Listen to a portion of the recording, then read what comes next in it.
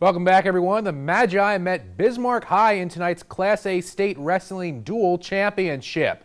We've got the 160-pounders right now, Gage Roldson of BHS and Minot's Jacob Mortensen.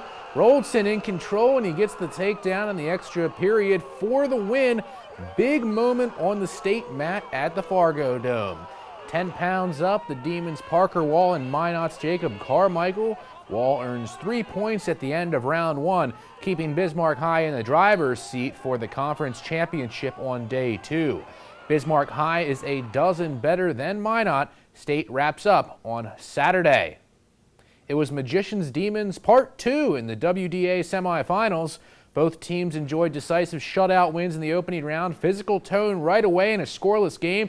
Tough rebound control by Odin Nelson, but TJ Ball and Caleb Petrie can't tuck it home for the Demons.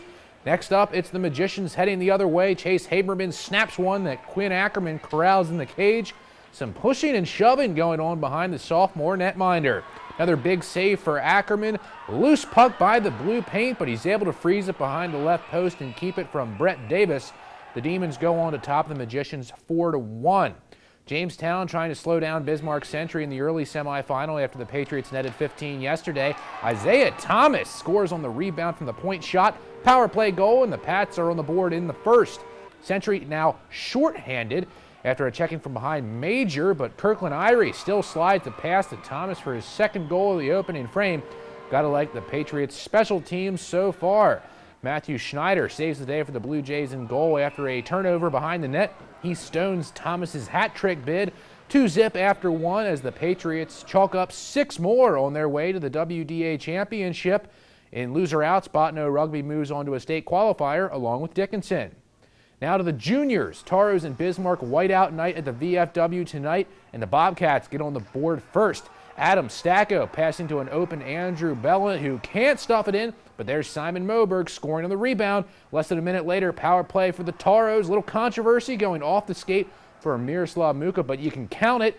And the Bobcats answer right back. Power play goal for Alex Tremblay, shooting and scoring from the circle. And 37 ticks later, Cats connect again. Jacob Marty from behind the net, and Joe Mancuso in perfect position to tap that one in. Bismarck rolls to a 5-3 triumph over the Taros. Over at the Dome, the Beavers played a pair against Minnesota-Crookston. Both the men's and women's teams searching for some positive momentum going into tournament time. Javier Nicolau has the strong putback for the Golden Eagles in the first half. David Akibo has had a great inside-out game all year long for the Beavers. Here he is pouring in a 3 for Minot State. Time ticking away on the shot clock on this MSU trip down the floor. Max Cody looks hemmed in, but the redshirt freshman from Melbourne, Australia knocks it down under pressure in a tough spot.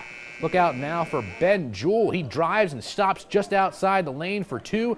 The Beavers snap a 6-game losing skid by a count of 78-62 over Crookston. On the women's side, the Beavers fell behind 11-2 to start the game against the Golden Eagles, but they're within 4 at the half. DeAndre Denton bounces inside to Crystal Flowers, falling in to tighten things up. Minot State having trouble containing Isioma Odor. Hard drive in between 3 Beavers for the bucket. Now Emily Gruber steps up for Minnesota-Crookston. The shot fake, and in she goes for a deep 2. And coming back this way, Carrie Clements able to serve up Holly Johnson. Open look at the top of the key, and she nails the triple, but the Golden Eagles outlast the Beavers 66-64. Moving to high school in the Magic City, Minot playing host to Mandan. Magi matching up with the Braves' second to last game of the regular season. Lofton Klabundy getting the floater to go. And now it's Easton Larson. He's got the quick hitter just a few steps back from where Lofton was. The sophomore center has the hot hand for the Magicians. Mandan has its own weapon inside with Cameron Steckler. He lost one in over the Minot defense, and this time around he plays the role of distributor. The Steckler pass goes into the lane for Elijah Klein to finish the play. The Magicians, though, are too much, 85-66. And we got some Class B action across Broadway with the Our Redeemers Knights and Stanley Blue Jays. Wyatt and Caden Hansen teaming up for 2 for the Blue Jays. That's Caden right there inside. Ranked number 5 in the state coming in, the Blue Jays are, and now it's the point guard Matt Patton hitting from deep on the road. The Knights trying to keep up and possibly crack the top 10 at the end of the regular season.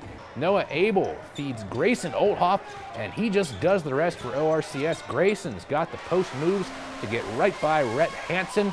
where the Blue Jays leave Minot with a 70-65 victory. That's all we have in sports. We'll be right back.